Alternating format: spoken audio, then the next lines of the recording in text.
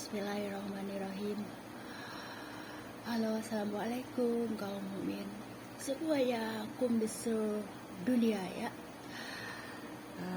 Selamat pagi bagi yang non muslim, teman aku di sini di Indonesia, terus di luar negeri juga ya. Terus salam namo buddhaya, salam kebajikan bagi agama Hindu. Di sini tuh aku kental banget ya dengan budaya India ya, mungkin leluhur aku kali ya, makanya aku seneng ini kain-kain sari tuh, sehingga aku membuat cadar dari kain sari itu. Berarti di sini budaya India itu kental sekali dengan keluarga dari mamaku tuh ya. Jadi mamaku itu pada senang nonton film India jadinya apa ya, jadi itu ya. Sebentar, aku akan teruskan kembali ya cerita-cerita bersama si Umi lah ya. Kalau di sini di Tambun aku dipanggilnya Umi, kalau di mamaku aku dipanggilnya beda lagi, panggilan kesayangan keluarga, karena aku anak perempuan satu-satunya ya. Mereka memanggil aku Neng, bolehlah ya, Neng Elis katanya, gitulah intinya. Pagi ini aku akan membahas tentang keanekaragaman hayati. Jangan hanya dipelajari di sekolah zaman dulu ya. Anak-anak zaman dulu tuh diajarkan itu ya. Sekarang apalagi kali ya, bukan anekaragaman hayati akhir zaman ini anak-anak milenial itu, tapi keanekaragaman yang global. Jadinya ini kan kain sari itu. Jadi budaya India itu sangat kental sekali dengan keluarga dari mamaku ya. Wah, aku senangnya nonton India mulu. Wah, nonton apa? Kata aku teh lagi seneng nonton Anandi katanya. Aku kan selalu singgah di Uwa, nginep gitu. Jadi uaku seperti mamaku, bibiku seperti mamaku juga. Jadi bibi kembarku tuh aku anggap pengganti mama gitu ya. Tapi mama kan masih ada. Meskipun masih ada, tapi aku menganggap bibi-bibiku tuh seperti mamaku gitu. Bahkan kalau curhat-curhat itu ke bibiku, ke uakku. Kalau ke mamaku jarang ya, karena suka agak gambling gitu sama mama, itu biasalah ya. Tapi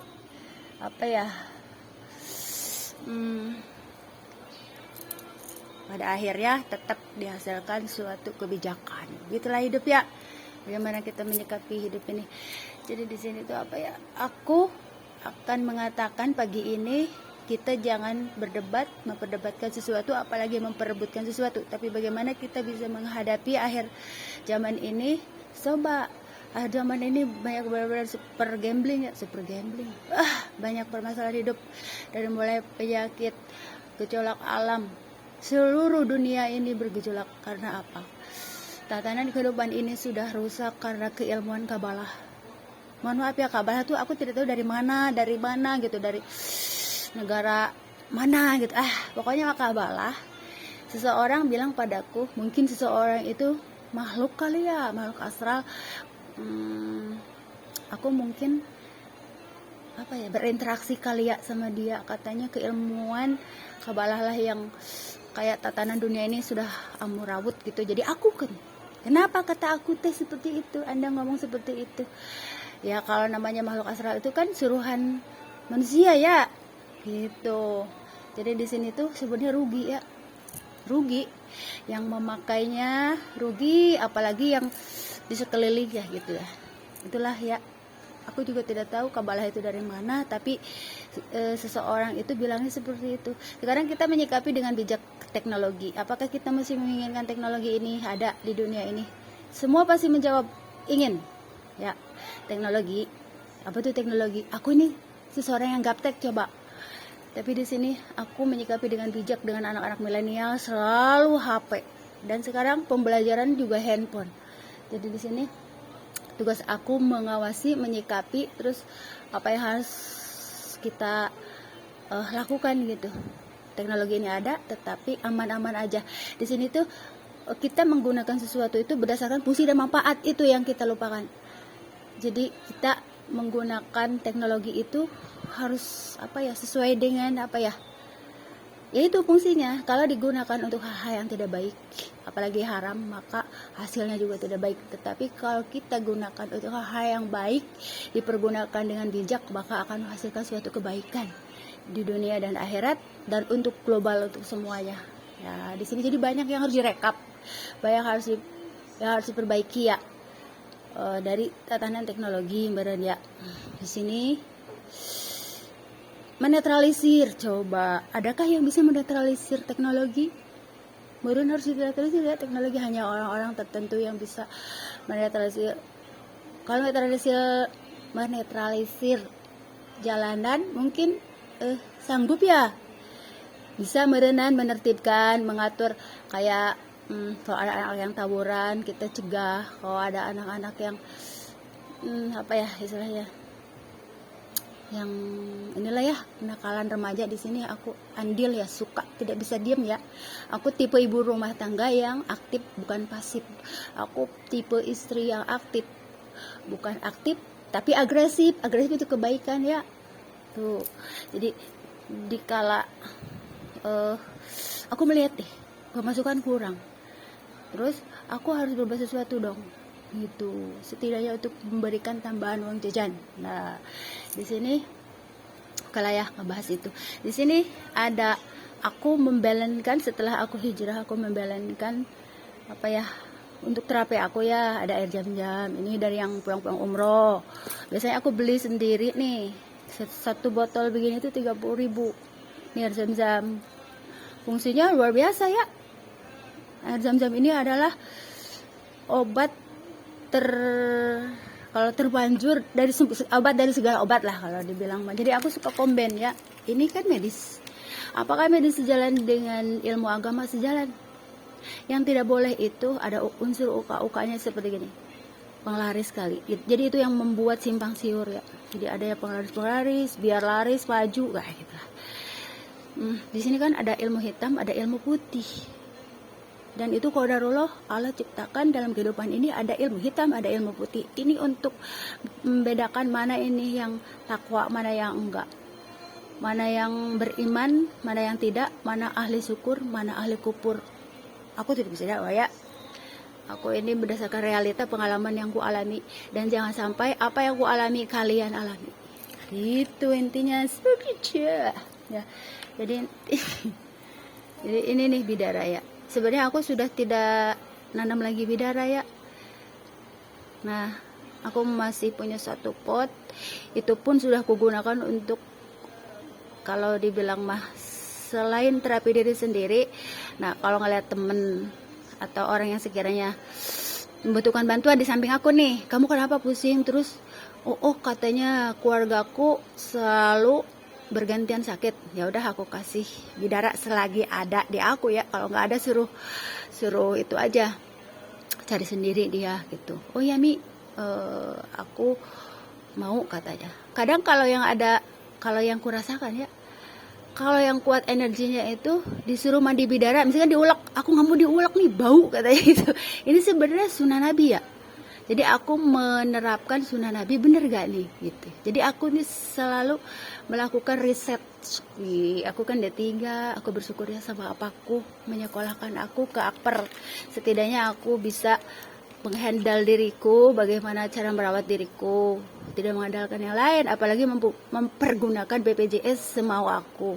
Jadi aku tuh selalu mengajarkan kemandirian pada anak-anakku gitu. Bagaimana kamu menghandle keluhan kamu harus bisa menerapi diri kamu, apalagi yang sudah sekolah jauh ya, kuliah gitu ya.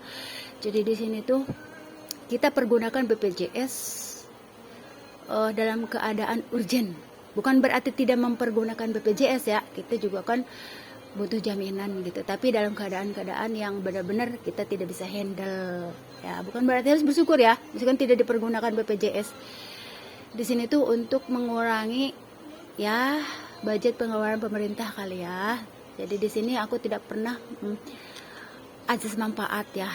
Jadi aku juga tidak pernah mau menggunakan BPJS waktu itu, cuma karena aku harus menjalani Allah memberikan cobaan sebagai penebus dosaku ya. Aku mengalami angkat rahim, histerektomi, dan harus dilakukan di Bandung di Rumah Sakit Sentosa waktu itu. Nah itu salah satunya aku pernah menggunakan BPJS, dan di sini ke Hermina aku ngecek apakah hasil operasinya itu, maksudnya tidak ada keluhan lain, ternyata tidak ada ya. Cuma gampang masuk angin. Tuh suami aku tuh harus kuat ya. Aku tuh kenapa ya semenjak angkat rahim itu selalu gampang masuk angin, Bo. Makanya waktu umroh itu benar-benar berlilit tuh di pesawat. Aku lupa bawa itu apa namanya, jaket. Nah, jadi hikmahnya sepulang umroh itu aku sampai mengadakan jaket-jaket tuh ekspor impor tuh. Hidup ini indah kan? Aku kerja sama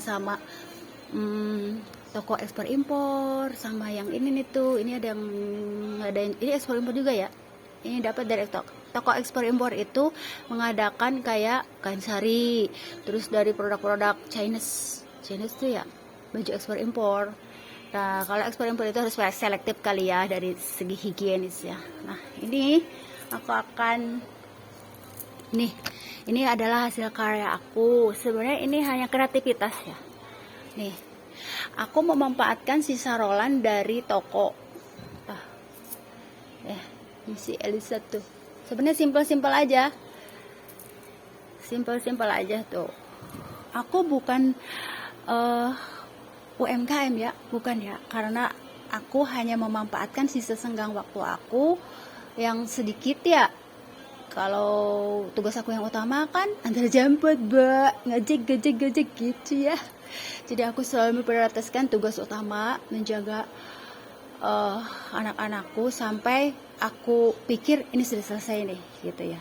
Yang ini sudah selesai nih gitu ya. Sekarang periodenya aku fokus ke satu ya, yang satu kan masih di bawah sekolahnya ya, maksudnya di bawah tingkat bawah maksudnya. Jadi aku diberikan keringanan sama Allah, Teo beban kamu kurang berarti kamu bisa fokus lagi. Jadi aku tuh tarik ulur ya, aku seorang ibu rumah tangga yang harus memprioritaskan tuh mana tuh yang lebih utama. Jangan sampai aku maju sendiri. Banyak ya tawaran waktu itu, buka aja lapak Mi di Lazada atau di Shopee. Terus aku juga kalau tidak salah di Facebook waktu itu diajak untuk kamu fotoin gitu, buka galeri, terus masuk ke Lazada ya waktu itu. Cuma aku gaptek. Aku tidak tahu caranya, dan aku juga harus ada orang yang backing backing vokal, bukan baking soda, bukan, itu buat kue. Jadi yang backing itu loh di belakang suami lah gitu ya, suami atau orang terdekat gitulah ya, yang bekerja di online. Tapi sayangnya aku tidak bisa ya. Itu sebenarnya kenapa aku menolak tawaran Lazada waktu itu, karena tidak ada backingan belakang ya. Jadi aku tidak pede. Sedangkan di sini si Abah kan punya dunia sendiri dia ya. Jadinya aku ya udah deh gitu. Jadi aku tawarkan sisa senggang aku ke momi ya, sambil berjalan gitu, di kadang-kadang dibawa ke sekolahan sama aku kalau aku mau. Kadang aku tawarin ke temen, kadang di Japri online gitu ya, ke yang aku kenal di sini gitu ya. Intinya di situ sebenarnya itulah ya. Jadi hidup ini indah sebenarnya, tidak ada kalau istilahnya berebut, apalagi perang dagang ya. Kalau dalam pemahaman aku itu, apalagi dalam prinsipku tidak ada ya. Moto aku juga sama. Nah ini tuh sebenarnya sisa rolan. Nah ini sisa rolan dari toko. Nah kalau ada toko-toko di seluruh dunia, kalau punya sisa rolan ya dari kain itu, khususnya toko-toko kain, jangan dibuang, Bo, dikumpulkan. Ini sisa rolan yang masih setengah meter misalkan. Nah aku pikirin gini ya, bagaimana nilai harga jual biar tidak terlalu mahal. Kalau ini kalau hanya diobras doang lebih murah, tapi kalau